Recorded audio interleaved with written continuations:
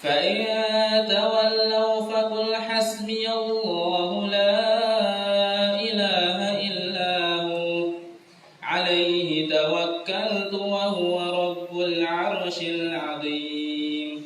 اللهم ارحمنا بالقرآن. السلام عليكم ورحمة الله وبركاته. Waalaikumsalam warahmatullahi wabarakatuh.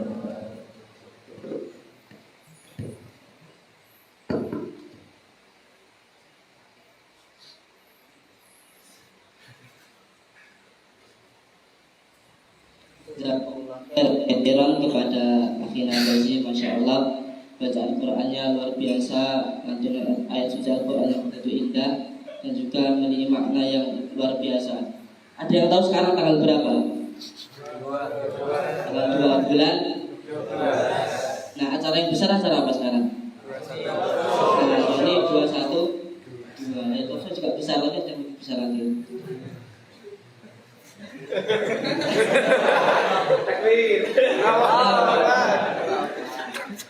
Jadi ada sebagian saudara kita yang berangkat ke sana memberikan syiar Islam, kemudian kita di sini cukup di sini lah belajar. Setuju? Setuju. Gak setuju gak diizinkan juga.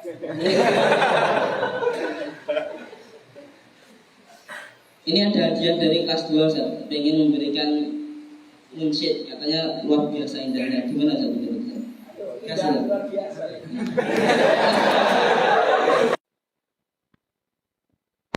Viral lebih bahagia ya. Sekarang kita sama-sama mendengarkan munsyid dari kelas 2 perwakilan. Waktu dan tempat kami persilahkan.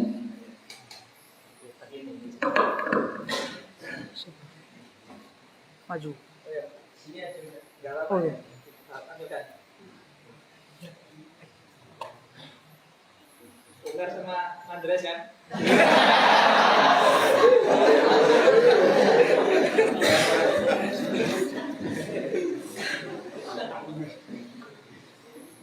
Assalamualaikum warahmatullahi wabarakatuh.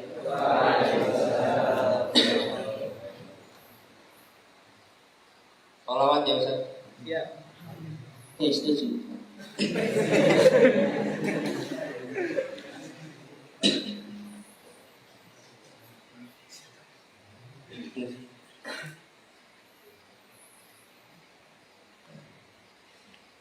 Rabbi khalaqtaha min nur fihi ihtiram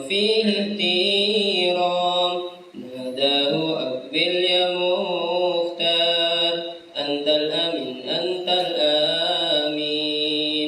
Rabbi khalaqtaha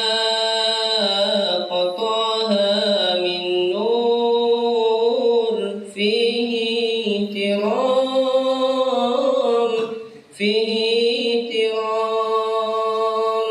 nadahu aqbil ya mukhtar antal amin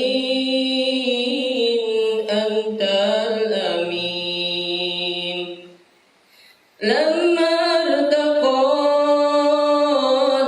baital ma'mur صلى إمام لما ارتقى البيت المعمور صلى إمام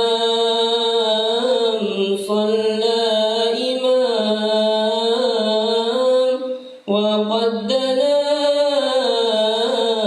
من ربه باهي الجليل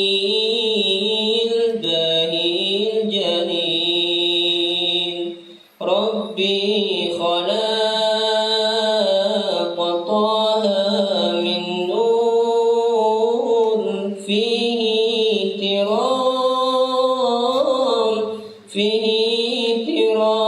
احترام ناداه أقبل يا مختار أنت الأمين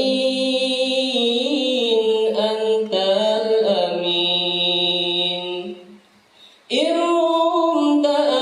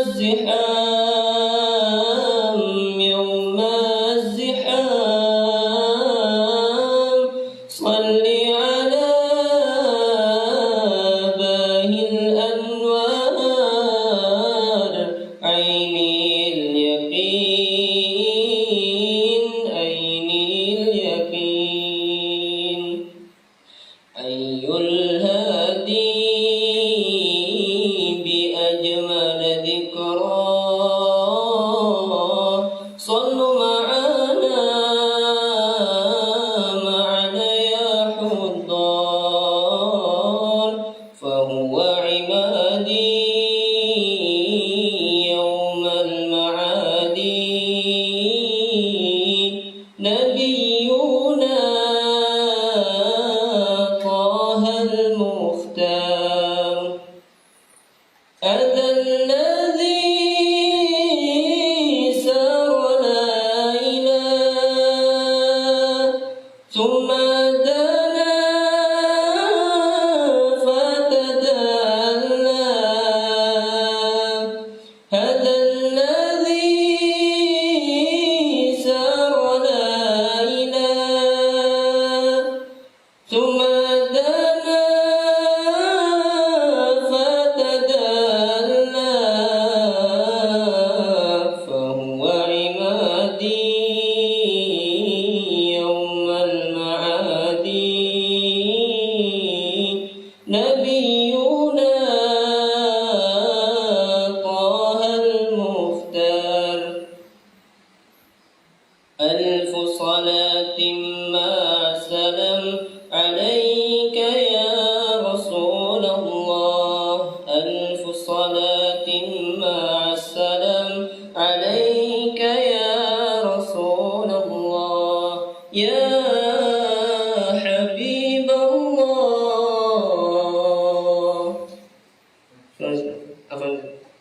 Masya Allah. Takbir. Takbir. Ada yang pengen ngasih tambahan, ngasih lagi. Faik kayaknya merendah-rendah ya. Faik gimana? Saya masih tambahan. Ya Masya Allah, nasihat yang luar biasa, suaranya juga Masya Allah, ciptaan Allah yang sangat luar biasa.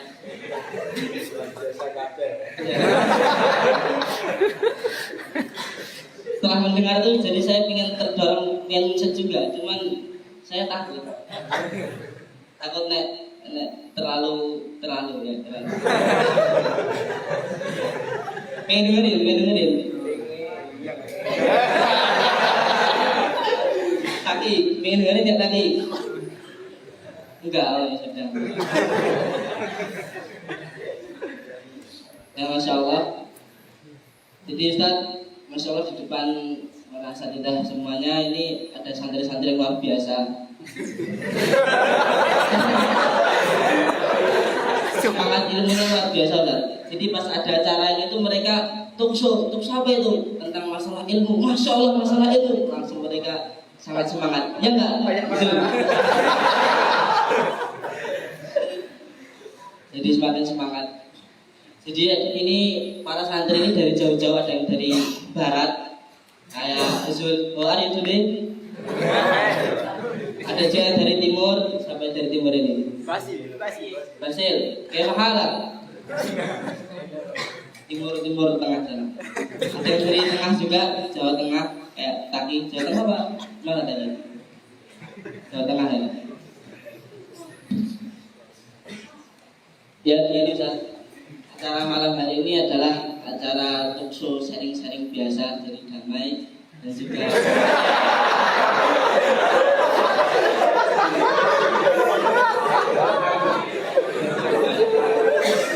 jadi nggak seperti TV itu kan berantem kemudian adu dan sebagainya, kita damai saja. Nah damai, slow, santai, enjoy. Jadi nanti jangan ada yang sepaneng loh ya. Siap? Gimana, ada apa? Siap? Ya, ampun ngantuk, oke, siap? Ya ini kita diberikan oleh bagian Sakofah yang bertemakan tentang masalah mudzakarah ilmi, tentang masalah keilmuan. Ya, di sini ada beberapa pertanyaan, mungkin nanti akan dijawab oleh Ustadz Dai dan Ustadz Setia. Mungkin nanti kita bicara pertanyaan, kemudian awal ke Ustadz Dai, kemudian nanti ke Ustadz Setia, dan bagaimana nanti kita jalani bersama.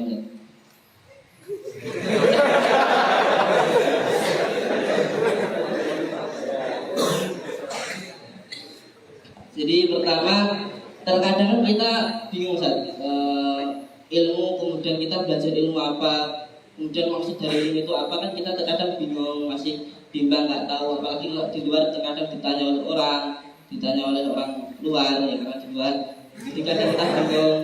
Nah itu mungkin dari Ustadz Dai bagaimana tentang urgensi ilmu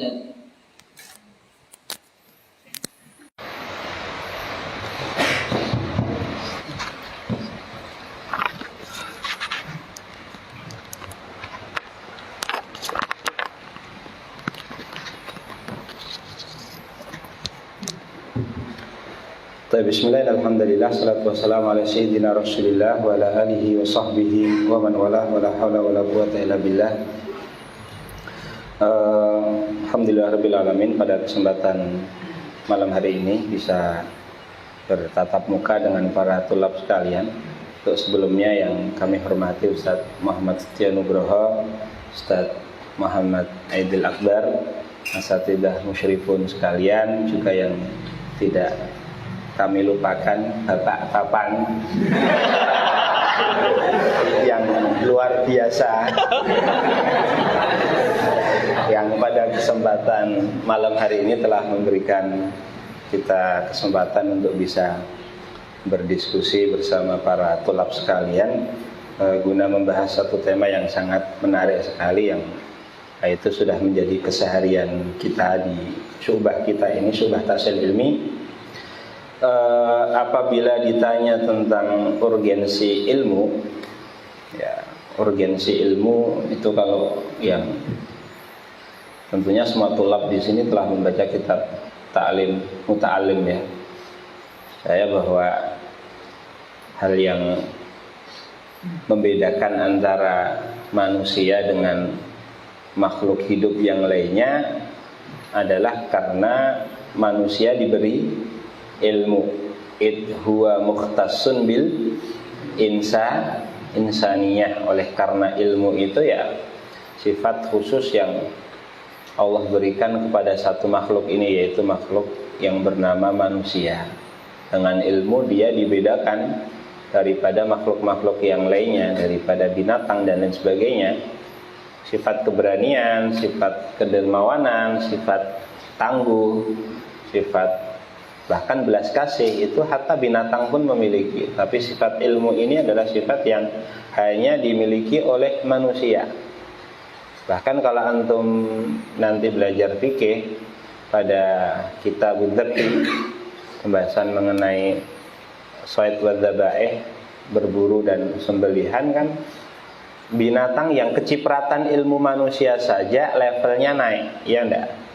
Anjing yang itu kalau kita belajar safinah masuknya apa? Hayawan ghairu muhtaram. Anjing masuk pada hayawan ghairu muhtaram saja apabila dia diajari belajar, terlatih. Bihaitsu idza ursila istarsala, kalau dilepas ya melesat. Idza zujiran zajara, kalau disuruh diam ya diam. Yang seperti itu awalnya kalau tidak terlatih dagingnya tidak boleh dimakan, daging buruannya. Kalau terlatih daging buruannya boleh dimakan. Bahkan diriwayatkan dari ulama salaf terkait dengan urgensi ilmu, hajatuna ilal ilmi asyaddu min hajatina ila ta'ami wa syarab. Kebutuhan kita terhadap ilmu melebihi kebutuhan kita terhadap makanan dan minuman. Makanan minuman nahtaju ilaihi marrah aw marratain. Tapi kalau ilmu nahtaju ilaihi bi'adadil anfas. Kita membutuhkan ilmu ini ya sejumlah nafas kita. Dan banyak sekali keutamaan ilmu yang diringkaskan oleh Al-Hafidz Ibnul Qayyim, ma warada min madhin fi kitabin wa fi sunnatin illa wa huwa thamratun min thamaratil ilmi. Kalau ada pujian yang Allah jelaskan dalam Al-Quran atau Rasulullah SAW jelaskan dalam As-Sunnah, itu tidak lain tidak bukan adalah buah dari buah-buah ilmu. Sedangkan ma warada min dhammin fi kitabin wa fi sunnatin illa wa huwa thamratun min thamaratil jahli. Keburukan yang dicela dalam Al-Quran dan dalam As-Sunnah itu tidak lain tidak bukan adalah buah dari buah-buah kebodohan. Itu kalau kita berbicara tentang urgensi ilmu, ya ringkasnya mungkin seperti itu. Keutamaannya seperti apa dan fadhailnya, manaqibnya seperti apa, tentunya sangat banyak sekali. Nanti bisa dirujuk ke kitab-kitab yang berbicara tentang adab atau kitab-kitab yang mengulas tentang thalabul ilmi. Demikian. Sampun Pak Taban? Malik. Malik. Ya. Malik itu berubah-ubah nanti Malik. Malik.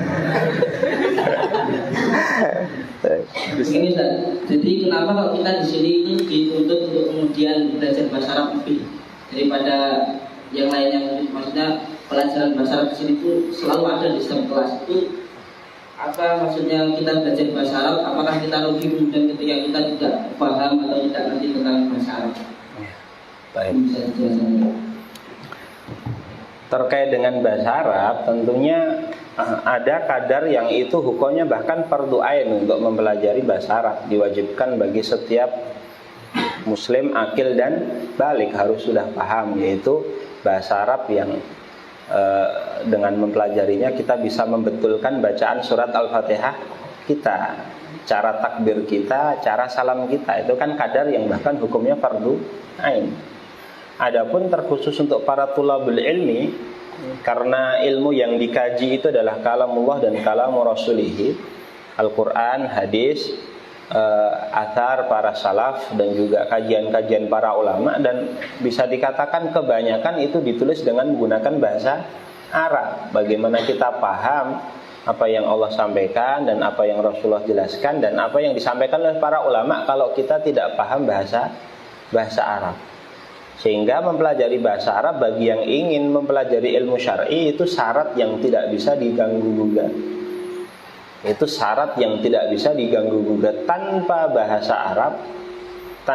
Arab tentunya seseorang tidak akan bisa memahami ilmu syar'i ini ala wajhin tam, secara sempurna.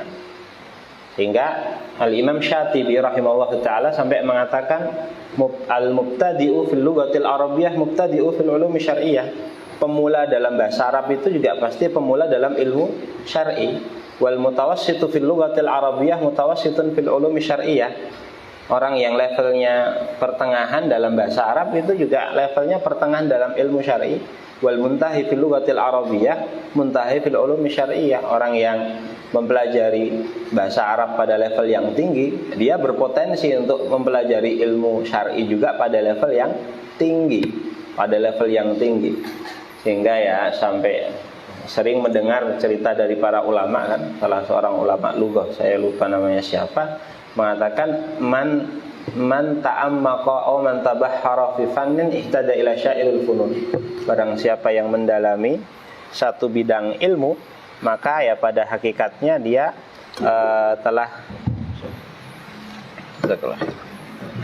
barang siapa yang mendalami satu bidang ilmu, maka dia akan tertuntun untuk ilmu-ilmu yang lainnya. Dan ilmu di sini yang paling tepat kita posisikan adalah ilmu bahasa Arab. Dengan kita mempelajari bahasa Arab dan memahami bahasa Arab dengan berbagai macam variabelnya, maka itu akan sangat memudahkan kita sekali untuk mempelajari ilmu-ilmu syar'i yang lainnya. Ya, kurang lebih seperti itu. Allah a'lam.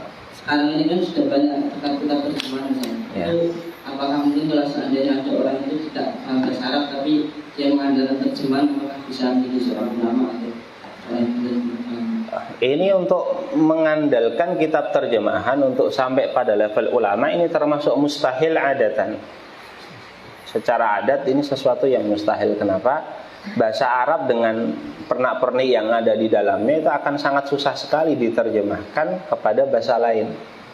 Jadi untuk menerjemahkan secara harfiah dari bahasa Arab ke bahasa target di sini baik bahasa terlebih lagi bahasa Indonesia yang secara umur terbilang masih bahasa yang sangat mudah. Bahasa Indonesia ini dibandingkan dengan bahasa Latin, dibandingkan dengan bahasa-bahasa yang lainnya, bahasa Persia itu terhitung bahasa yang sangat mudah sekali. Dan kosakatanya mungkin tidak sebanding atau tidak sebanyak kosakata bahasa Arab. Bahkan kalau Anda melihat sendiri kan bahasa serapan dari bahasa Arab ke bahasa Indonesia ini kan banyak. Masjid, ya kan? Terus kursi, ya. Terus lampu. Nah, lampu Arab biasa, lamba. Ya, lamba dalam bahasa Sudan itu lampu. Banyak sekali bahkan yang sudah menjadi bahasa Indonesia itu pun awalnya adalah bahasa serapan dari bahasa Arab. Sehingga kalau orang berpatokan dengan kitab terjemahan untuk menjadi ulama, yang dia pahami itu bukan perkataan penulis 100%. Yang dia pahami atau yang dia baca adalah apa yang dipahami oleh penerjemah. Sehingga ya dia menggadaikan pemahaman dia dengan pemahaman penerjemah. Ya kalau pas dapat penerjemahannya itu penerjemah yang memang bagus, mumpuni, menguasai istilah-istilah ilmu. Kalau mendapatkan penerjemah ala kamus, setiap kata yang dia dapatkan dalam kitab dicari padanannya dalam kamus. Dicari padanannya dalam kamus. Babul qasama, bab pembagian misalnya.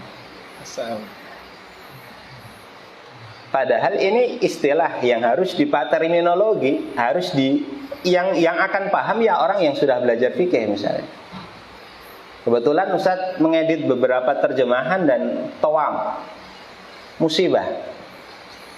Ustadz nggak kebayang kalau ini sudah langsung dikonsumsi sama masyarakat awam, padahal itu kaitannya dengan halal dan haram, itu nggak kebayang seberapa kacau nanti.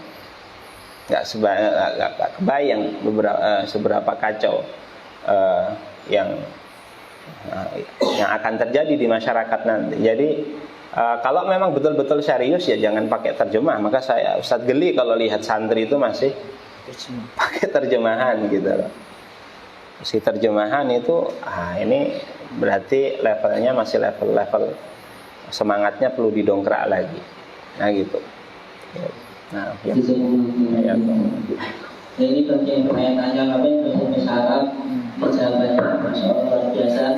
Terus ini semangat biasa. Jadi sebenarnya penambahan ini kepada semuanya silakan. Yang pertama faedahnya banyak, yang kedua ada kuisnya. Nanti di penghujung akhir nanti ada kuis. Siapa yang main kuis? Itu enggak?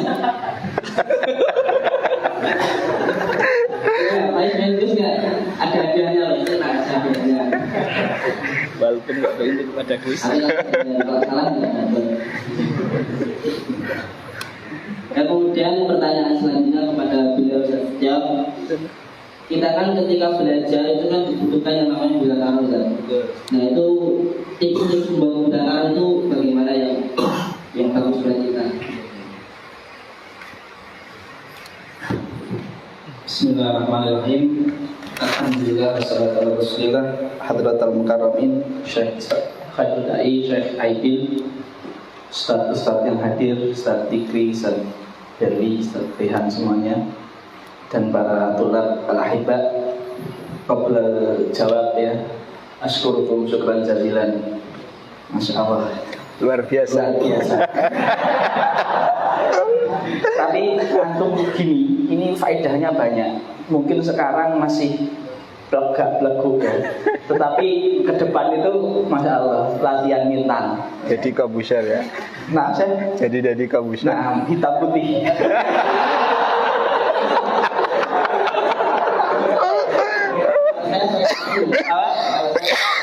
Paket pahit asin.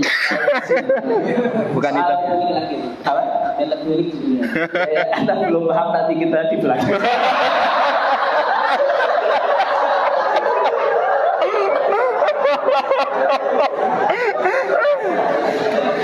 Ya, ala kelihatan sebab santapannya. Untuk mudzakarah ikhwah al-kurama ya, santriwan sekalian, usikum wa nasi bitaqwa qabla kulli syai'. Mudzakarah atau mengulangi pelajaran itu kan biasanya yang masyhur itu kita kalau mengulangi pelajaran ada yang pertama mungkin metodenya mengulangi membaca. Jadi i'adatul qiraah, apa yang sudah dipelajari di kelas diulangi lagi baca sendiri. Ini metode pertama ya. Metode kedua mudzakarah dengan kalam atau ta'lim. Jadi dia mengulangi berarti dia mengulangi belajar dengan taklim, dengan mengajar. Dulu kami pernah dapat faedah dari Ustaz Khairul Dai, kalau di Mauritania itu bahkan mudzakarah itu sampai bicara sendiri saja di Sohrok. Ya, metodenya dengan kalam taklim mensyarah gitu. Jadi apa yang dia pelajari dari gurunya dia ulangi lagi dengan bicara sendiri atau mensyarah ke temannya. Metode yang selanjutnya ketiga, salah satu metode mudzakarah juga itu menghafal. Tentu ini bagi orang yang diberikan kecerdasan yang luar biasa sehingga apa yang dia dapatkan bisa dihafal ya. Walaupun bahwa alam ya, kalau itu mungkin tabiat orang Indonesia kayak kita ini kurang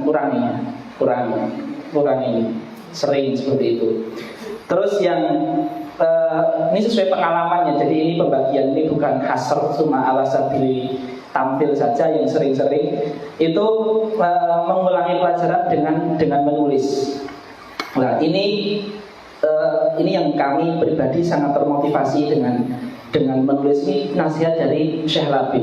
Jadi ketika itu Syekh Labib itu ditanya sama kita tamu duyuf ya, Syekh, menurut antum itu apa sih rahasianya Imam Nawawi?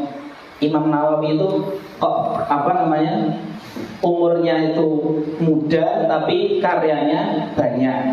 Ketika itu Syekh Labib menukil perkataan ulama, lupa saya siapa ya, Imam Isnawi atau siapa saya lupa. Yang jelas Syekh Labib ketika itu memberitahukan kita 4 kata. Imam Nawawi itu tahsiluhu ta'lif wa ta'lifuhu tahsil. Tahsiluhu ta'lifun wa ta'lifuhu tahsilun. Artinya tahsil itu artinya ngaji. Kita ngambil ilmu dari guru itu namanya tahsil. Jadi Imam Nawawi itu kata beliau, Syekh Labib hafizahullah, ketika beliau ngaji dari gurunya, itu semua yang beliau dengar ditadwin, ditulis. Jadi ditulis, diedit, dirapikan dan sebagainya, sehingga ketika beliau menghatamkan buku dengan guru, itu sudah punya karya. Padahal itu ya dari gurunya, tapi jadi karya. Kalau sudah jadi karya ya gimana lagi jadi karya? Murojaah mudah, ini mudah, diajarkan mudah dan sebagainya. Kemudian Imam Nawawi itu ta'lifuhu tahsil. Jadi Imam Nawawi itu kalau pengen mutolaah kitab baru, artinya setelah beliau itu alim alamah, kan beliau menelaah ratusan buku bahkan ribuan. Itu beliau ketika menelaah kitab baru yang belum beliau baca dari syekhnya, karena sudah punya adawat dan lengkap, sambil menelaah, sambil tahsil, itu sambil menulis juga. Jadi ilmu yang baru pun itu beliau tulis, seperti sambil belajar sambil tulis. Ini syaratnya seperti ini kurang lebih. Misalkan ya, anak pribadi pernah mencoba. Misalkan ada buku kayak misalkan di Qawaid Fiqhiyah itu ada namanya Idhah Qawaidul Fiqhiyah, Mukhtasar Asbahun-Nadhair. Jadi Idhah Qawaidul Fiqhiyah itu kan buku kaidah fiqhiyah. Ketika kita baca hanya qiraah saja, murojaah kita itu hanya membaca, mengulangi apa yang diajarkan guru kita, itu kita tidak bisa berpikir dengan sempurna kalau cuma baca. Karena setiap misal itu masalah fikih dan babnya nyampur-nyampur. Jadi kaidah umur bin maqasidiha, nanti misalnya ada yang ditolak, ada yang di muamalat, ada yang di jinayat, ada yang di ibadah. Dan masalahnya biasanya kalau kaidah fikih itu masalah yang dipilih, jadi nggak urut. Jadi kita mikirnya itu capek kalau cuma baca gini saja. Tetapi kalau kita belajar murojaah dengan ditulis, jadi setiap masalah kita tulis, kita itu akan dipaksa untuk memahami dengan sistematis. Karena kita ketika menulis itu kita mengulangi lagi takbir pemahaman kita, tapi kita tuliskan gitu. Nah, seperti itu. Jadi itu juga salah satu thariqah murojaah, menulis. Jadi mengulangi membaca, mengajarkan kepada yang lain, terus juga menghafal dan juga menulis. Seperti itu.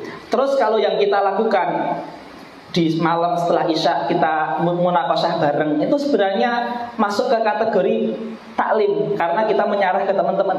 Jadi masuk ke situ sebenarnya. Ya, akan tetapi taklim itu kalian itu kan terbatas waktunya. Ya, masa kalian mau memurojaah semua buku dengan taklim? Dan kalaupun menulis, mungkin kalau bagi kalian ada yang belum terbiasa. Maka kaidahnya ma la yudraku quluhu la yutraku quluhu. Yang enggak bisa semuanya minimal satu. Apa itu yang memungkinkan kalian? Membaca. Ya, ini membaca ini kalau dalam maratibul mudzakarah tadi menurut anak pribadi itu adaful iman. Kalau kita sudah tidak mau membaca, ya muskilah kabir. Ya, karena ilmu itu pada intinya adalah pertama itu membaca.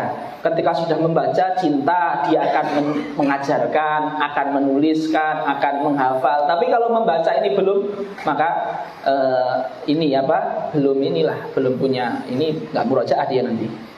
Seperti itu. Wallahu a'lam, itu kurang lebih. Kemudian antum kan sering ngajar tasbihatan nafas ya. Kita ada doa. Ini ada santri bertanya, kira-kira biasanya Ustaz itu santri ini ingin bocorannya kan? Apa itu? Ustaz itu biasanya kalau berdoa santri itu bagaimana biar kita bisa menirunya? Doakan aja pakai bahasa. Maksudnya doakan gimana? Kan santri ini khususkan bahwasanya Ustaz ini sering doakan kita. Oh gitu, sunatan sama saya. Orang baik tadi. Enggak, tapi antum sunatan itu bagus ya. Karena kita itu mukallaf ya untuk saling husnudzon. Saya harus husnudzon ke antum, antum husnudzon ke saya. Bagus antum, ganteng. Ya, karena kalau doakan ya biasanya. Jadi saya dapat ini tarbiyah doakan guru itu dari ustaz saya, namanya Ustaz Andi, orang Lamongan, dulu ngajar Ibnu Aqil Alfiyah. Jadi beliau tuh bilang gini, beliau tuh ngobrol ke kita, ke santri. Sekarang saya sudah nggak bisa mantap kayak dulu, Mas Setio katanya. Kenapa? Dulu saya pas santri, semua guru saya setelah sholat waktu tak sebutkan satu-satu. Saya kuat, tapi sekarang saya cuma bisa doakan secara umum. Saya di hati saya langsung ngeblank kan. Doakan secara umum istiqomah saja dibilang itu kualitas doa yang paling jelek, ya kan? Nah, kita jarang doakan guru kita. Akhirnya dari situ termotivasi oleh nasihat beliau itu, Ustaz Andi itu namanya. Ya kalau anak pribadi yang masih mampu doakan secara umum, biasanya dimulai dengan doakan bapak ibu, doakan anak istri, doakan mertua, doakan saudara kandung, ahlu bait, terus doakan masyayikh, ustaz, mu'alim, terus doakan ahlul fadl, orang yang berjasa bagi kita. Kemudian doakan Al-Aufiyah. Biasanya kalau saya doakannya ada takyidnya, Al-Aufiyah minat tolib wa tolibat, yang wafat. Tapi itu sebetulnya semuanya wafat semuanya. Jadi seperti itu secara umumnya, secara umum seperti itu. Tapi kalau misalkan ya ada santri yang minta doa, ya kita doakan secara khusus. Tapi minimal al-aful iman, setiap hari jangan sampai kita nggak mendoakan santri atau guru. Tentu setelah orang tua dan orang terdekat kita, itu harus selalu ada, karena itu menunjukkan isi hati kita. Ya, artinya kita ini sudah merasa sama guru-guru kita itu nggak bisa bir dengan sempurna. Bisa jadi karena guru kita jauh, kita nggak mampu, guru kita banyak dan sebagainya. Tapi mendoakan ini jangan sampai. Terus juga salah satu nasihat dari beberapa masai kita ya, bahwasanya kalau ada guru yang meninggal, jangan lupa ya, walaupun cuma sekali seminggu, itu ada dari bacaan Quran kita tuh yang kita niatkan ihda tawab ke guru-guru kita yang sudah mutawafa itu. Seperti di dalam Anak Thalibin, ketika kita meniatkan ihda tawab itu, pahala kita tidak berkurang. Karena Quran itu kan seperti doa gitu loh. Pada hakikatnya itu doa, tapi dalam wujud Quran gitu. Seperti itu. Jadi itu minimal ya sekali, 2 kali sehari kita mendoakan guru-guru kita dan murid-murid kita. Seperti itu. Oh alam. Nanti yang pengen doa khusus silahkan datang ke doa yang jauh. Kalau pengen doa khusus silahkan ya nggak usah. Ya mungkin kita sudah salah saja. Belum. Udah. Kita istirahat sejenak, kita kenalkan muncul kita dari kelas 3 kepada beliau Izzuddin dan juga Habib waktu dan tempat kami persilakan. Kasih ini yang bagus. Hadal Syekh. Nah, Syekh. Bismillah.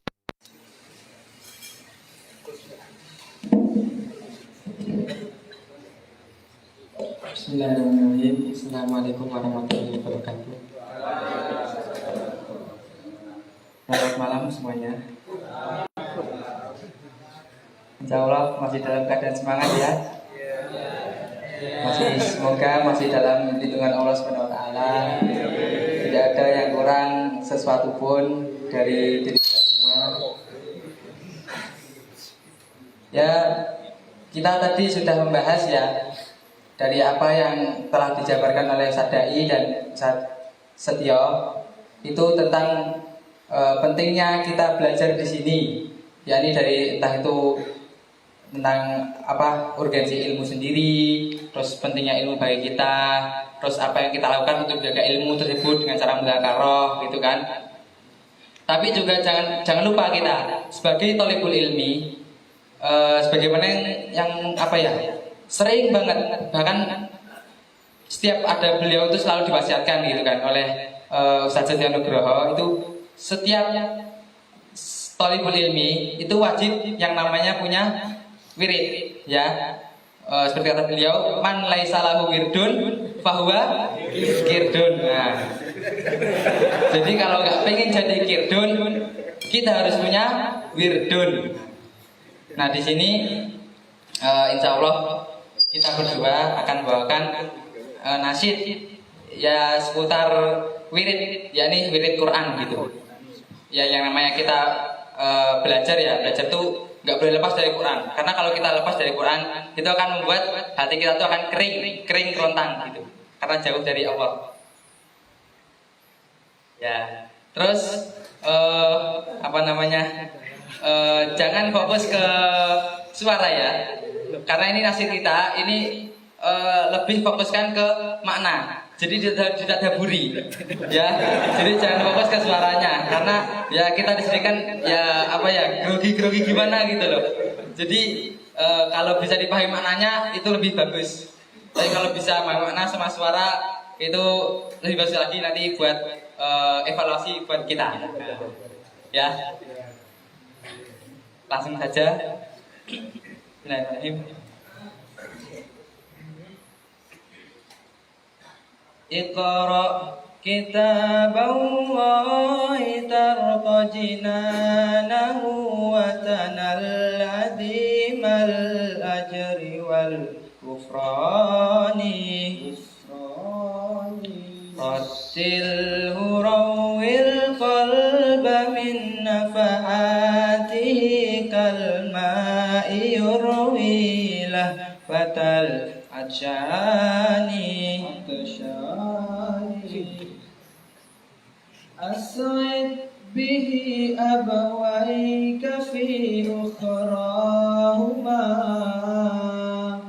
قلدهما من زينة التجان أكثر زوايا البيت من آياته تزكيك نفح المسك والريحان Iqra kitaballahi yang bisa ikutin wa tanal azimal ajri wal kufrani qatil hurawil qalba min nafahati kalma'i yurwilah fatal atshani fi kulli harfin qad juzita bi ajrihi di'fam minal maula adhimishani qad khassahu ar-rahmanu a'zama rutbatin azim bi rutbati hamilil qur'ani ya hamilan ayal karim bi sadrihi bushra fatilka hadiyatur rahmani tatluhu ya syad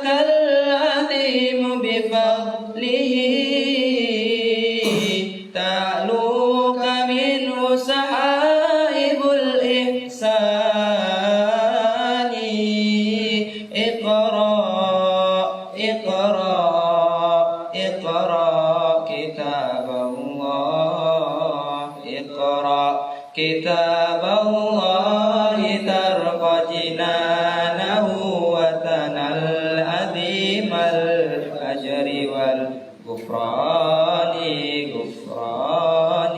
rattil hurawil qalba min nafahatihi kalma'i yurwilah fatal atsyani kitaballahi tarqa jinanahu wa tanal azimal ajri wal gufrani rattil hurawil qalba min nafahatihi kalma'i yurwilah fatal atsyani wa yashubu wajhu taharatin wa wada'atin wal qalbu yamla'u sanal imani wal ruhu in umirat bikulli fadilatin la tanalha qabdatu syaitani tahyahu fi dunya ka'isha karamatin wa tanalu fi ukhra ka'ul wajnani huwa jannatun huwa rifatun wa hidayatun wa sabilu is'adin wa darbu amani. Alhamdulillahirrahmanirrahim. Wassalamualaikum warahmatullahi wabarakatuh.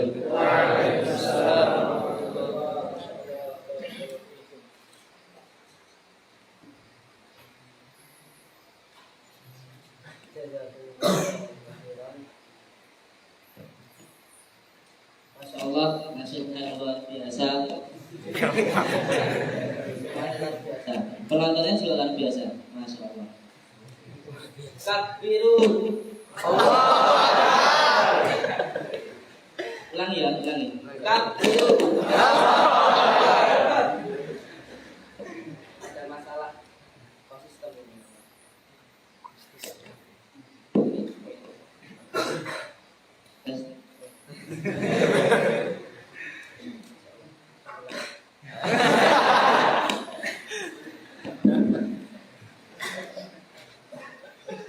Ya, masuki babak kedua. Semuanya siap? Siap. Kurang semangat, semua siap? Siap. Yang pojokan tuh udah merem itu kelihatan. Ayo pojokan. Pojok sana juga dilihat. Nah.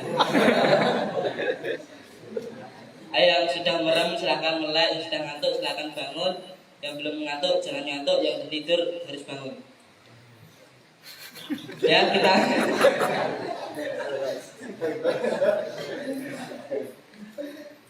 kemudian kita masuki babak selanjutnya. Semuanya tarik nafas. Tarik. Keluarkan. Tarik lagi. Keluarkan. Biar kuat semuanya. Ya, ini kemudian kita lempar pertanyaan kepada Ustaz Nugroho. Ya, lagi.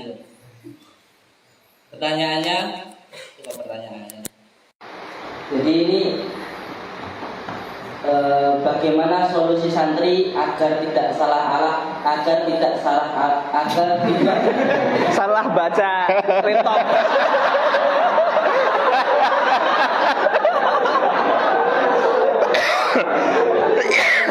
tulisannya kecilan ya?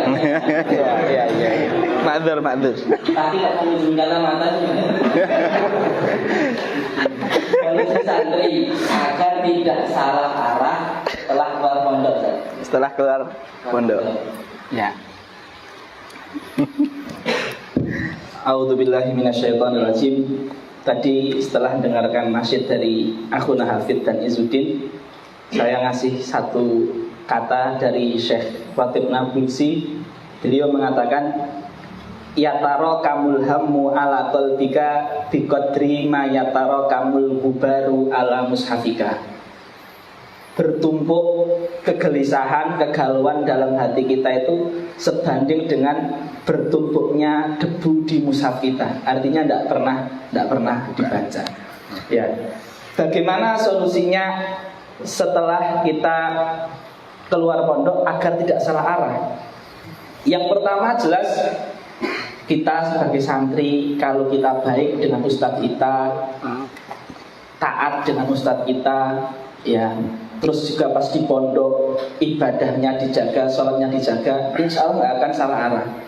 Karena sama ustadznya nanti akan disayang, akan diarahkan, akan didoakan, ya, sama orang tuanya didoakan. Jadi kuncinya biar nggak salah arah ketika nyantri, kita harus ibadahnya dijaga dan taat sama ustadz.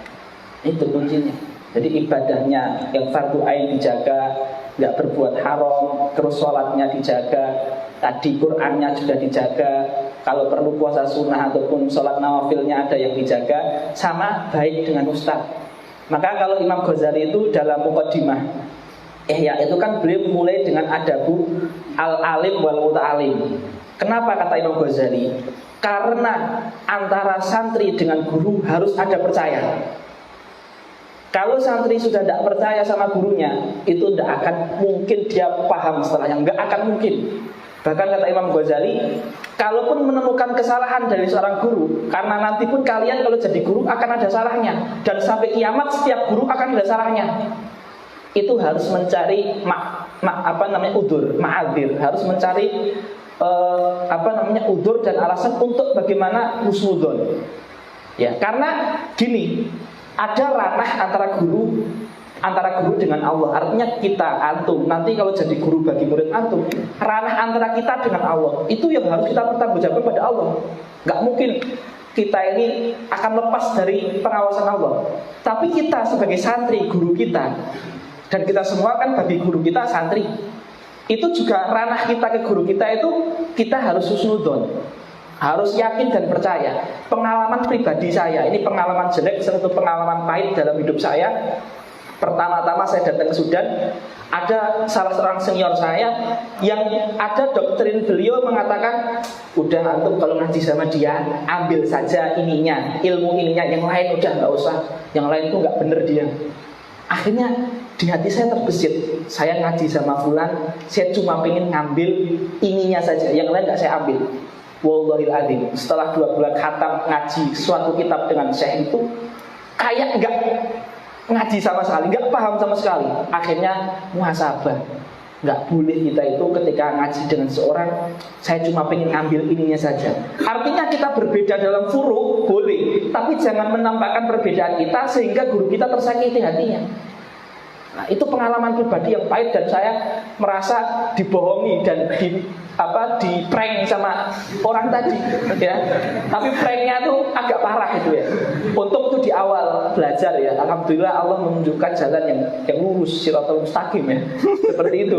Ya, maka kalau menurut saya biar nggak salah jalan di luar, nggak usah banyak tips. Jaga fardhu ain sama baik dengan ustaz. Insya Allah nggak akan salah jalan, insya Allah. Itu. Wallahu a'lam. Hari ini.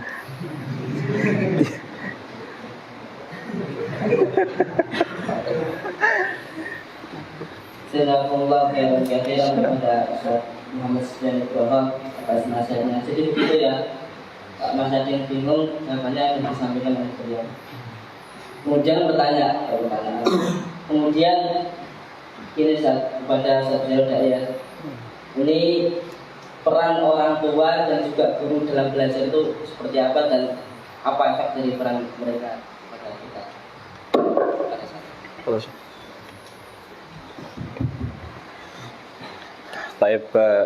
Terkait dengan peran guru atau orang tua dalam belajar itu, ya kembali ke kitab Ta'lim Muta'alim, yahtaju fi ta'allumi ila jiddi salasatin. Siapa saja? Al-muallim wal muta'allim wal ab in kana fil ahya. Berarti memang proses kesuksesan belajar itu tidak terlepas dari 3 komponen ini. Kalau gurunya serius, orang tua serius, anaknya tidak serius, sama saja. Atau misalnya orang tuanya serius, terus santrinya serius, gurunya tidak serius, sama saja. Atau mungkin gurunya serius, santrinya serius, tapi orang tuanya tidak serius. Itu juga akan menjadi problem dalam perjalanan karir si santri itu. Maka terkhusus untuk guru dan orang tua, guru itu aburuh, bapak secara ideologis. Orang tua itu bapak secara biologis. Kewajiban orang tua ya kalau memang anaknya masih wajib dinafkahi ya dinafkahi, atau kalau sudah tidak wajib dinafkahi ya ada semacam tanggung jawab moral meskipun tidak wajib mungkin secara syar'i untuk bagaimana menghantarkan anak tersebut menuju derajat yang tinggi, keluhuran yang tinggi, yang salah satunya dengan ilmu. Adapun seorang guru ya menafkahi kepada santri itu ya menafkahi berupa ilmu, memberikan ilmu, memilihkan cara terbaik untuk mendidik santri tersebut, memahamkan dalam urusan ilmu, mengajari adab dan lain sebagainya. Nah, yang problem real yang terkadang kita hadapi ketika mungkin di pondok ustadz, mungkin pihak syu'bah sudah sedemikian rupa membimbing, menggarap para santri, tapi ketika mungkin orang tua ini belum paham akan urgensi ilmu dan urgensi adab atau apa, mungkin momen-momen ketika liburan itu terkadang yang berakibat fatal ketika orang tua beranggapan bahwa ngejar ke santri, membiarkan anaknya dalam kemewahan, dalam santai-santai, dalam keterlalaian, itu dianggap sebagai sebuah hal yang bagus lah, karena mereka sudah pernah di pondok maka di rumah sudahlah agak dilonggarkan.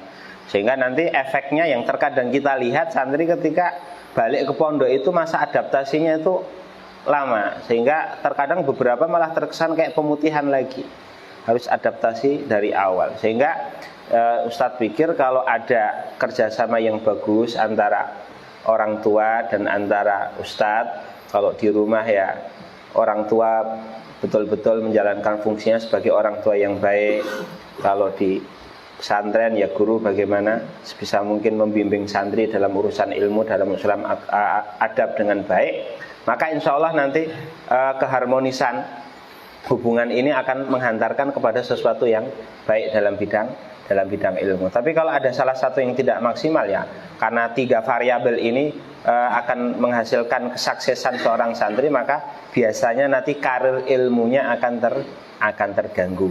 Karir ilmunya nanti akan terganggu, sehingga orang tua juga harus menopang proses KBM, guru juga demikian, dan santri juga harus merasa punya tanggung jawab, beban moral, tanggung jawab birrul walidaini, baik walidaini secara biologis ataupun secara ideologis. Tadi sudah disampaikan oleh Ustaz Setia Nugroho bahwa keistiqomahan, kesuksesan, falah seorang tulab ketika dia belajar, ketika dia sudah lulus dari pesantren itu tidak akan terputus dari bagaimana perilaku dia terhadap orang tua, terhadap baik orang tua secara biologis atau orang tua secara ideologis di pesantren, yang sudah sering kita dengar dalam ta'limu ta'lim, man ta'adha minhu ustaduhu yuhramu barakatan ilmi wala yantafi'u bihi atau la yantafi'u minhu illa qalilan. Nah, ini yang harus kita perhatikan baik-baik, seperti itu. Jazakumullah khairan. Jazakumullah khairan katsiran. Dari masing-masing. Kemudian kembali lagi kepada Ustaz Al-Ustaz. Halo. Tak bijemi.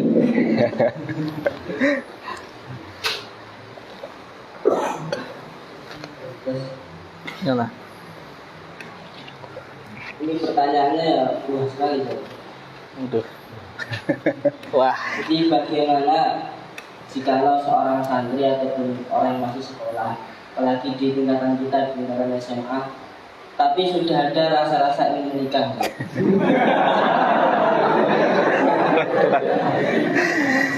Kira-kira bagaimana? Apakah harus menikah atau harus masih sekolah?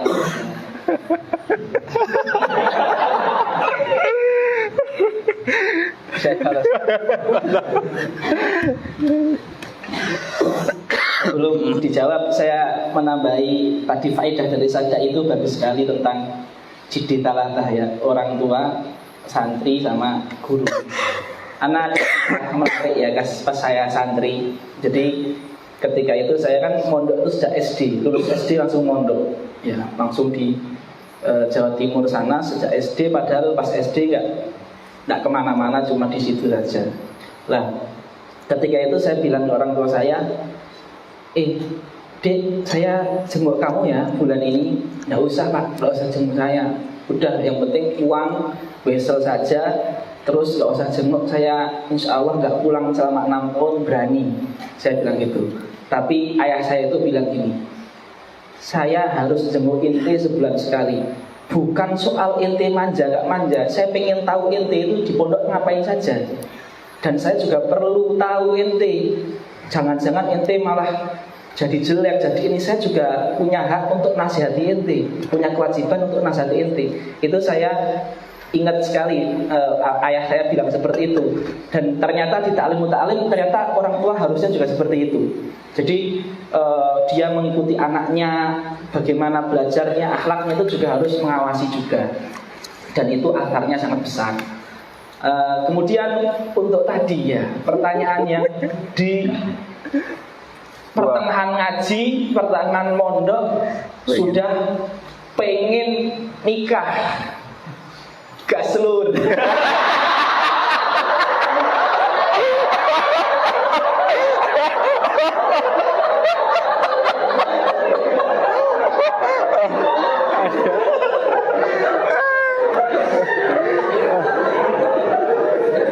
Silakan nikah, langsung kawin.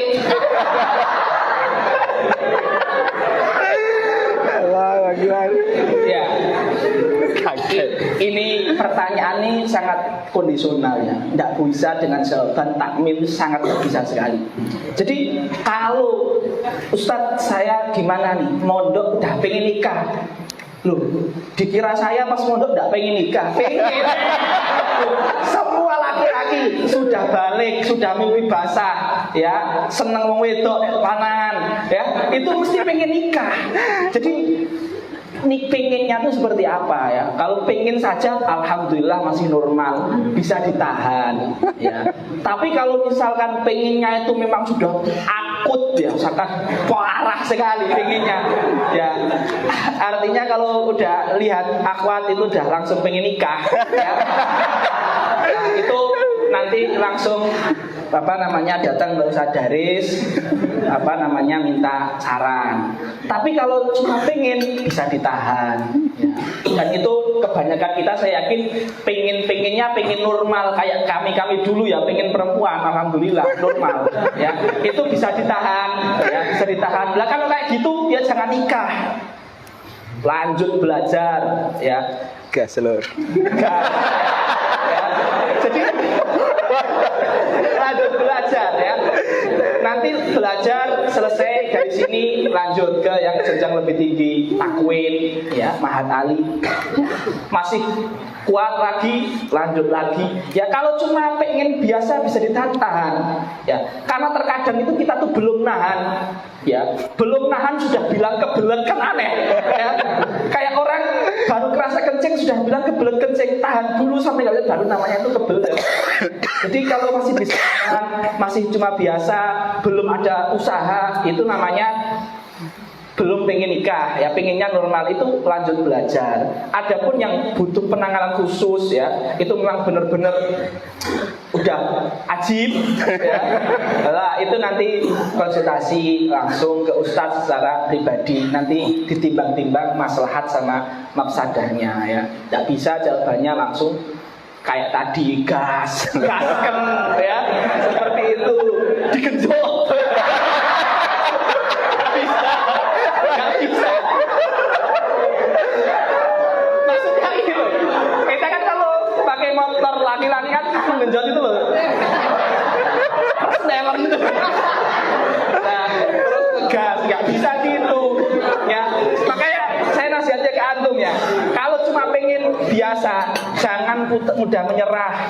Ya, jangan mudah menyerah langsung Ustaz saya kenal akhwat Ustaz. Jangan cuma kenal, semua juga kenal. Belum tentu mau. Belum tentu dia mau. Atau pede sekali kayak sudah mau diterima aja lamarannya. Ya. Jadi kalau cuma itu godaan setan, talbisul iblis. Kalau cuma lihat akhwat kesengsem terus kenal itu talbisul iblis, langsung usaha untuk melawan, nggak bisa cara melawan, datang ke asatid minta saran cara melawannya gimana biar kembali lagi yang roh positif ini mengalahkan yang negatif tadi.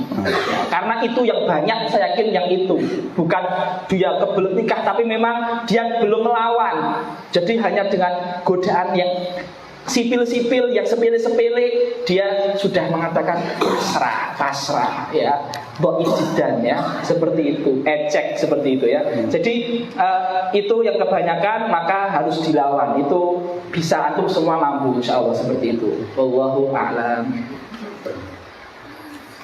Jazakumullah khairan. Pak Is masih bisa ditahan loh.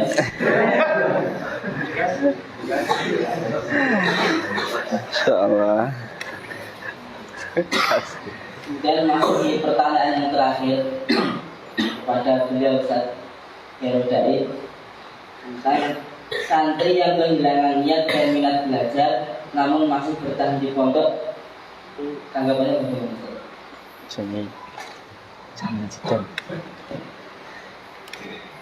Santri yang sudah kehilangan niat dan minat belajar masih bertahan di pondok, saya bingung ngapain terus di pondok itu. Sebenarnya niat dan minat itu modal paling mendasar, paling urgen bagi seorang santri. Kalau dia di pondok tidak ada niat belajar, padahal niat dan keinginan itu dia motorik penggerak untuk dia berusaha. Maka kalau dia sudah tidak punya penggerak ini, lalu apa yang masih diharapkan dengan keberadaan dia di pondok? Bagi ustadz ya nyepet-nyepeti, bagi orang tua ya buang-buang uang. Apa ini nafkahi biayai anak, kerja untuk nyari uang itu kan bukan suatu hal yang mudah. Karena kebanyakan dari para tulab ini kan para penikmat, bukan para pencari. Mungkin tidak akan bisa mengukur sesusah apa sih untuk mencari uang. Bahkan nanti juga kayak tadi, misalnya sudah ada yang ngebet nikah itu kan, kalau sudah menikah itu kan bukan untuk sehari dua hari, itu proyek satu umur itu. Proyek satu umur itu. Bahkan kata Bishr al-Hafi itu dzubihal ilmu baina afkhadhin nisa. Ilmu itu disembelih di antara paha-paha para perempuan. Bahkan kata Abu Nasr As-Sijzi sampai mengatakan kunna idza tazawwaja ahadun minna saqata anhu ismu talibil ilmi. Ya meskipun kita tidak harus sampai pada level, karena Abu Nasr As-Sijzi ini memang beliau jomblo sampai akhir hayat beliau. Ya kita tidak harus sampai pada level itulah, tapi kelas SMA nyari duit belum bisa, terus sudah kebelet mau nikah itu, ya kalau bagi saya tidak logis lah. Itu hanya kayak tadi kata Ustadz Setia tadi, khawatir lintasan-lintasan pikiran yang aneh dan buruk direspon, ditanggapi, tidak dilawan. Kalau dia membuat sebuah kalkulasi nanti kalau sudah berkeluarga, sudah punya istri, sudah punya anak 1, 2, 3, 4, mikirkan pampers, mikirkan sun, mikirkan tetek bengek, itu kan dia baru akan mikir. Sampai mungkin berpikir pada antum, kapan pernah nggak berpikir bagaimana rumitnya ibu antum tuh mengatur uang yang didapatkan sama bi antum. Ini sebulan cuma dapat sekian, kan? Untuk dapur nanti berapa? Adik-adik yang masih kecil kebutuhan bulanan berapa, ya kan? Terus untuk biaya sekolah, ya terus terang mau jujur nggak jujur, beberapa kan kita lihat kadang kok ada tumpuan apa itu hutang kepada pesantren itu beberapa kali mungkin nunggak itu. Alhamdulillah Yayasan Yasmin itu kan yayasan yang sangat-sangat toleran gitu loh. Nggak terus nanti sana nggak bisa bayar, sana pergi. Tapi kenapa? Karena yayasan tahu betapa ya memang nyari duit itu tidak gampang gitu loh. Untuk memanage uang bahwa oh ini untuk bertahan hidup, sambil ini untuk membiayai, untuk bahkan mungkin antum nggak tahu kan apakah yang dikirimkan ke antum itu uang penghasilan, murni penghasilan, atau bahkan mungkin kadang utang, kadang apa itu kan.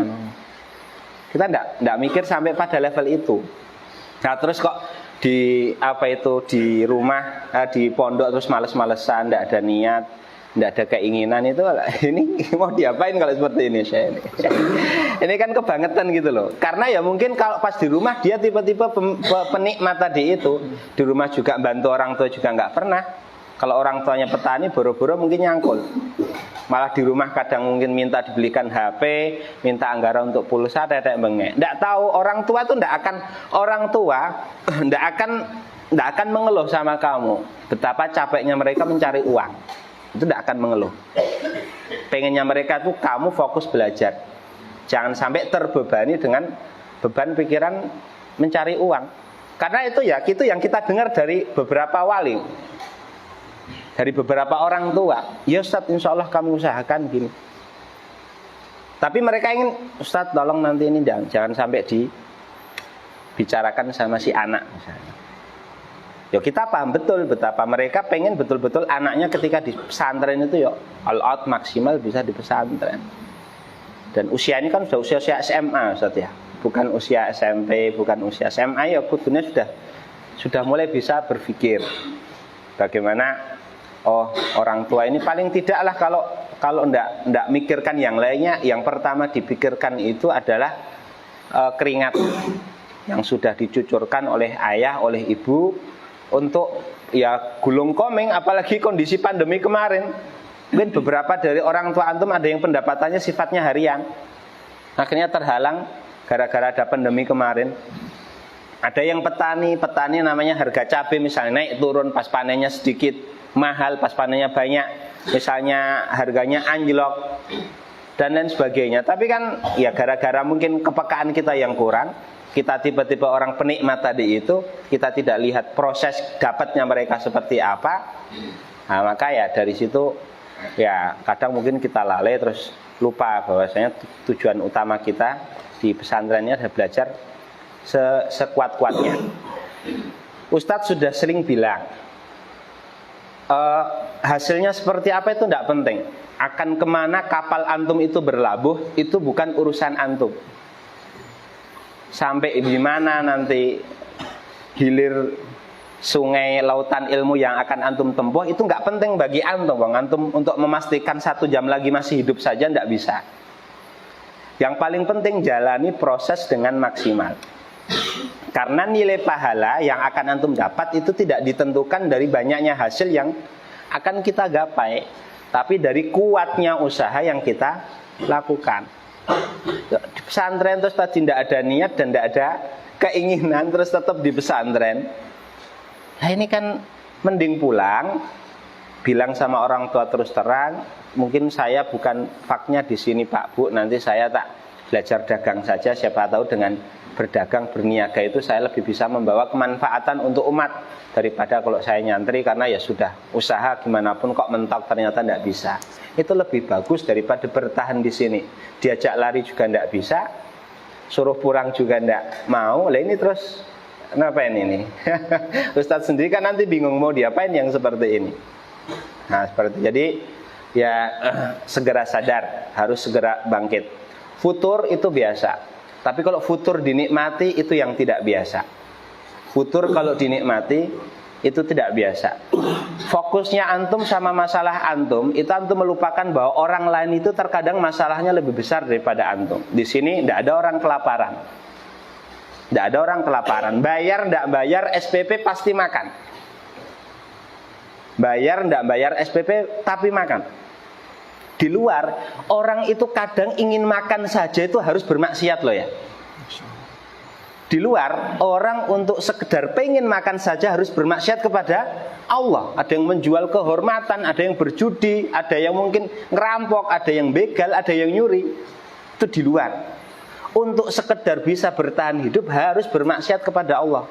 Lah di sini, Ini kan sudah Ustadz tadi bilang, nggak mungkin pesantren ngusir santri gara-gara tidak bayar SPP. Ustadz tahu betul catatan bendahara, mungkin angkatan-angkatan awal pun beberapa masih ada yang punya tunggakan.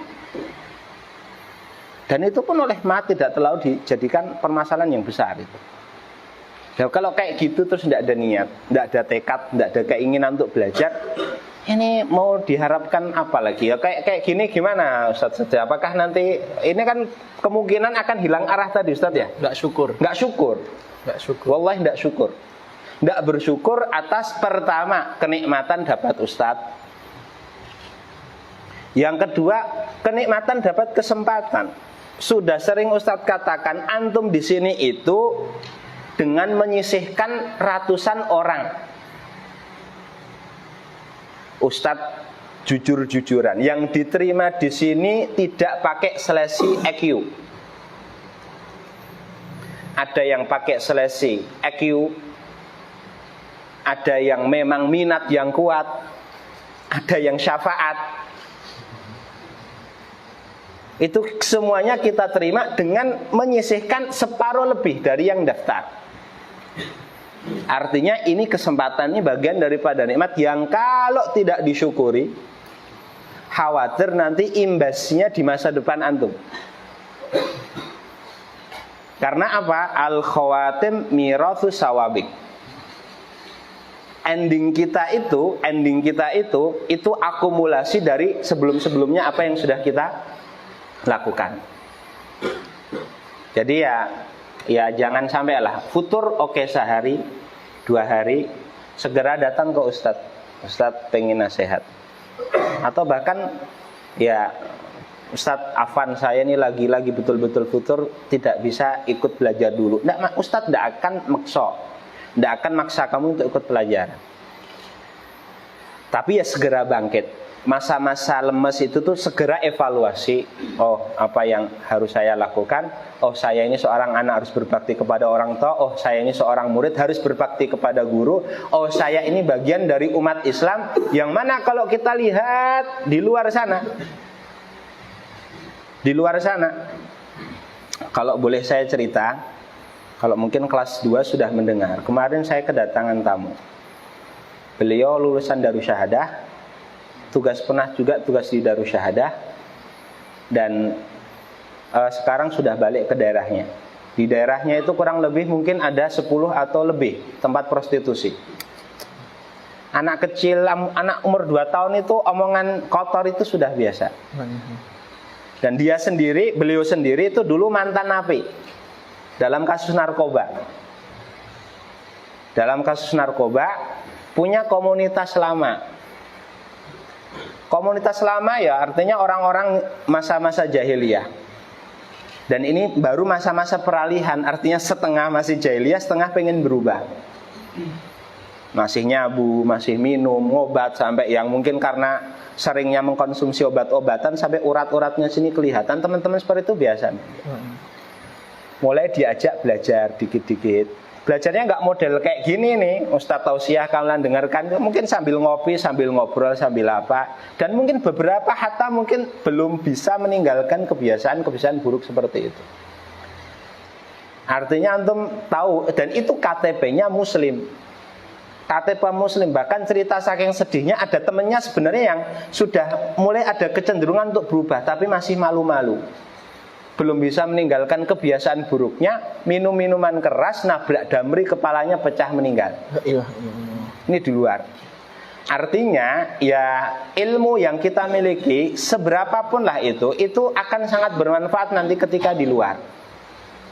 Apa yang enggak kita ini merasa berkhianat kepada umat, kalau di sini kita leha-leha tidak memanfaatkan momen yang ada, kesempatan yang ada, sedangkan di luar di sana kejahilan, kemaksiatan dan sebagainya merajalela, butuh orang yang membawa pelita dan cahaya. Dan yang siapa yang diharapkan ya para penuntut ilmu yang sedang berada di hadapan kami ini. Siapa lagi? Anak-anak yang masih di usia belia seperti ini, masih powerful, masih semangat, banyak kreasi. Ini kan Masya Allah, ini inovasi yang luar biasa saya anggap ini. Ya, ada talkshow seperti ini menghadirkan ustadz, datang ada pertanyaan, ada dekorasi seperti ini, ada yang nasyid. Ini kan Masya Allah, kreasinya banyak. Artinya ke depan itu potensi antum bisa merubah umat yang ada di luar itu sangat besar sekali. Orang-orang para masyayikh, para asatidzah kita itu ayam, wasinin, beberapa tahun, beberapa hari hitungannya. Butuh regenerasi. Yang diharapkan siapa? Ya anak-anak muda yang seperti ini. Hanya dibutuhkan mental yang tahan banting. Bukan mak-maan, mbok-mbokan. Ya, habis hari keluar bukannya tambah semangat malah futur ini. Gimana ini misalnya? Atau nanti malah lost, niatnya jadi hilang, minatnya jadi tidak ada, masih tergoda dengan sosok-sosok di luar yang ternyata mungkin dianggap lebih keren, lebih luar biasa. Entah itu YouTuber siapa, entah itu artis siapa, entah itu miliarder siapa, yang justru malah kok saya kayaknya keren kalau pengen jadi seperti mereka. Menanggalkan status dia yang sebenarnya warasatul anbiya, pewaris para nabi. Ini kan waris para nabi, ini kan predikat yang paling mulia. Nah, jadi janganlah, terutama anak ST ini, ustadz ini insya Allah tidak kurang-kurang dalam menguri-uri antum. Orang tua juga tidak kurang-kurang harapannya kepada antum. Mungkin sebagai bocoran untuk pendaftaran di Ma'had sekarang itu paling banyak daftar STI. Jadi saya dengar itu satu hari sudah 100 orang yang daftar atau berapa. Itu artinya ya husnudzon kami, mungkin mereka ada kepercayaan melihat. Tapi kalau ternyata yang di husnudzon ini kayak tadi males-malesan apa ya, ini akhaf ayyakuna hadza juz'an minal khiyanah, dari khianat kepercayaan umat kepada kita. Itu ya. Semuanya semangat ya. Semangat, Allah semangat. Gas lur kayak tadi itu kata Ustaz Setio tadi. Gasnya bukan nikah. Gimana gas nikah? Anak baru nyari nafkah belum ada. Ya kan? Padahal kalau belum ada nafkah yang berpotensi bahkan nanti menyia-nyiakan istri, itu kan nikah bukan lagi hukumnya mubah atau apa, bisa jadi hukumnya haram. Siapa yang pengen nikah ini, Pak Tawan? Atau antum jangan-jangan? Ya, karena biasanya ada orang itu untuk mengungkapkan kata ganti pertama, anak harus ada orang Ustaz. Kamu juga orang. Gitu. Antum sudah pengen nikah? Belum pengen? Belum pengen nikah? Pengen tapi belum. Ya, semoga kita termasuk penuntut ilmu yang layak betul-betul mendapatkan predikat waris para nabi. Seperti itu. Dan sekali lagi kayak kata Ustaz, jangan lupa, jangan capek-capek, jangan bosan-bosan doakan para ustadz. Para ustadz ini khawatirnya nanti saya, ya Ustaz Setio, ya Ustaz Daris, ya Ustaz Aidil ini juga manusia. Terkadang powernya juga naik turun. Khawatirnya pas kita lagi nggak mood, pas kita juga ada masalah, antumnya juga seperti ini. Nanti kaca cermin itu kalau sudah retak dan pecah, itu nyusunnya susah. Begitu Ustaz Setio ya. Retak saja tidak sampai pecah, itu pasti meninggalkan goresan. Ya, antum harus paham, kita sudah punya keluarga, ada tanggungan banyak yang dipikirkan misalnya, tapi meringankan beban Ustadz itu gampang kok sebenarnya. Manut saja sama Ustadz. Kalau sudah ada bibit-bibit mau ngeyel atau apa, langsung datang ke Ustadz. Ustadz, ini kok saya sudah mulai terjangkiti bibit-bibit nakal atau ngeyel. Dapat wejangan, syukur-syukur nanti dapat uang beli lauk atau apa kan. Alhamdulillah, Ustadz Setio dapat voucher ke Osmani Cafe. Gak ada yang pernah minta sih. Iya, itu apa ya? Itu saja. Gitu ya. Jazakumullah khairan katsiran, barakallahu fikum. Assalamualaikum warahmatullahi wabarakatuh. Waalaikumsalam warahmatullahi wabarakatuh. Alhamdulillah. Jazakumullah khairan katsiran kepada Ustazuna Ustaz Dai Semoga apa yang tadi disampaikan oleh beliau Ustaz Suryadai dan Ustaz Muhammad memberikan banyak motivasi, memberikan banyak kemampuan bagi kita dan menjadikan meningkatnya kita semangat dalam menuntut ilmu di pesantren ini. Amin ya rabbal alamin. Masuki yang selanjutnya, acara selanjutnya, yaitu yang kita tunggu-tunggu. Ditunggu nggak? Beneran tuh ya, ditunggu. Dikasih mau nggak mau? Ya, acara selanjutnya yaitu kuis. Bukan kuis tapi kuis. Pertanyaan yang mengenai tadi yang disampaikan oleh beliau. Insya Allah dari jawab pertanyaan, jadi silahkan disiapkan. Yang siap menjawab dapat hadiah. Ya mungkin bagi yang sama Pak, hadiahnya diperlihatkan biar semangat.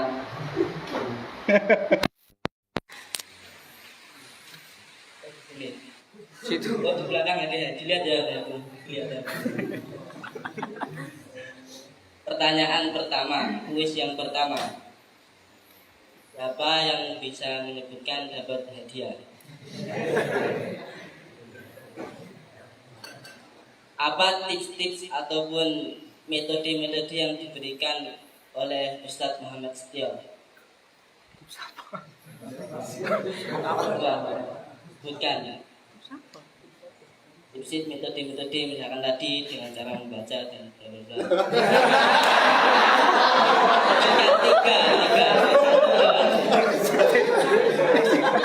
Ayo yang berani jawab.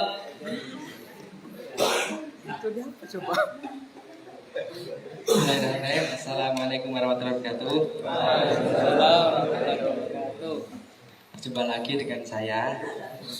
Ya, di sini alhamdulillah saya diberi kesempatan untuk menjawab kuis pertama dari Ustadz Tapan ya.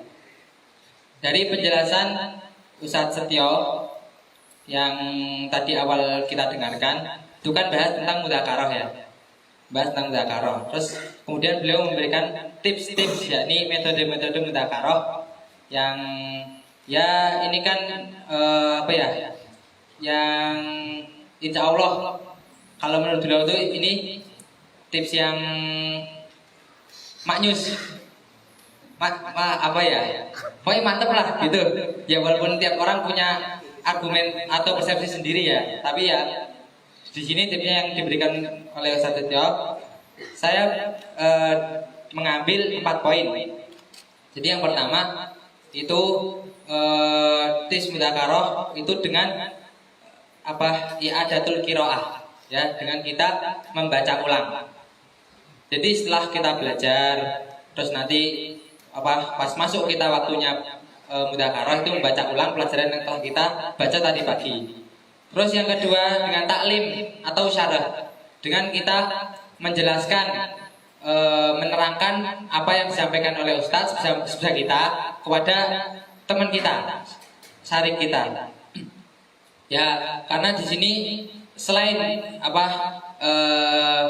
kita juga mengulang materi yang diberikan oleh Ustadz, kita juga dapat ilmu gimana dapat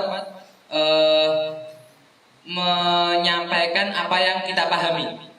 Ya, itu. Terus poin ketiga dengan cara menghafal. Ya, ini terusus bagi yang diberi oleh Allah rezeki yang bisa kuat dalam menghafal ya. Terus yang poin keempat itu adalah Alkitabah. Nah, di sini Alkitabah ini termasuk penting juga. Ya, karena apa? Sudah dijelaskan tadi, ini termasuk rumusnya siapa? Imam Nawawi atas semua karya beliau, yang mana ada orang yang terkejut, kagum dengan beliau. Gimana ya? Kok umurnya kan pendek? Cuma kalau dihitung-hitung, itu karya beliau sama beliau itu banyak karyanya. Nah, itu tipsnya apa? Beliau mengikuti pelajaran, itu beliau catat, terus bisa mungkin pelajaran yang beliau ikuti itu menjadi karya beliau. Nah, ya itu saja yang dapat saya simpulkan, kurang lebihnya mohon maaf. Saya udah sampai depan Mbak. Nah, kamu jaga situ aja biar nggak hilang. Dia nanti bareng-bareng biar seru. Dan pertanyaan selanjutnya, apakah mungkin orang yang tidak paham bahasa Arab dia bisa menjadi ulama? Bisa maju ke depan. Dapat hadiah, ayo. Dapat hadiah. Tati. Zul. Ayo, siapa yang berani? Maju ke depan. Maju ke depan. Ayo saya. Ayo maju. Masih maju. Ya maju lah. Di sini. Apa maju aja. Makin dekat kamera kamu makin bagus. Bisa masuk dong. Bismillahirrahmanirrahim. Dari pertanyaan koes kali ini, Katapan bertanya bagaimana apa bisa orang yang tidak bisa mengerti bahasa Arab bisa menjadi ulama. Jawabannya kata bagaimana yang dijelaskan oleh Ustaz Khairul Dai itu adalah sebuah kemustahilan. Karena jadi ulama itu harus memiliki dasar-dasar keilmuan, yang mana dasar-dasar keilmuan itu tidak dibahasakan atau dijelaskan dalam kitab-kitab yang berbahasa Arab. Jadi itu sebuah kemustahilan. Oleh karena itu bagi kita yang menjadi santri kepada para nabi itu kita ingin menjadikan diri kita sebagai seorang ulama, maka belajar bahasa Arab adalah suatu kewajiban dan yang harus kita lakukan. Jazakumullah khairan katsiran. Bagaimana saja ini? Aman.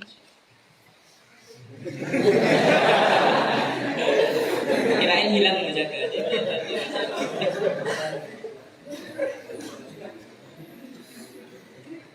Kemudian selanjutnya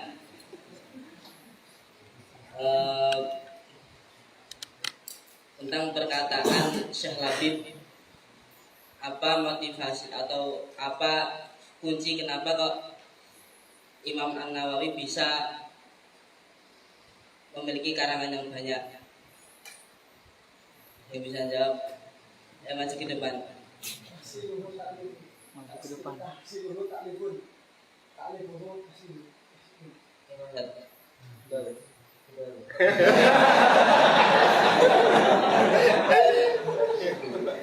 Masya Allah semuanya Faizun semuanya. Ini pembagiannya gimana?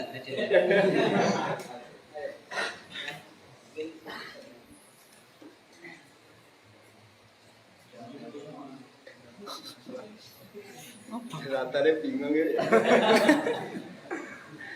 Mungkin kepada Setio yang pertama. Ayo maju semua mana tadi? Oh yang berhadiah. Datangkan satu-satu. Yang dapat hadiah dia silakan maju.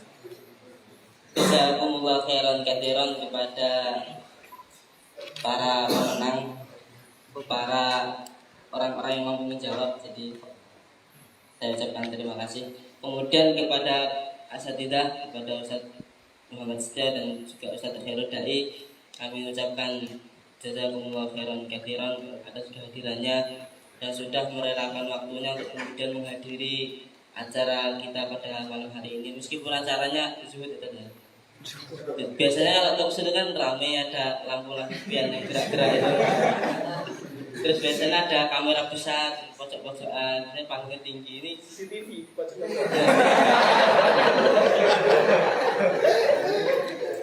Tapi ini zuhud cuma pakai alas, pakai papan tulis.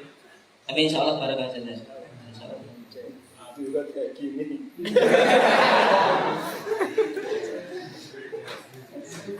Ya, untuk acara terakhir, marilah kita tutup dengan bacaan hamdalah bersama-sama. Alhamdulillahirabbil alamin. Sebelumnya kepada Ustaz Setia dan Ustaz Khairul Dai dipersilakan untuk meninggalkan. Insya Allah.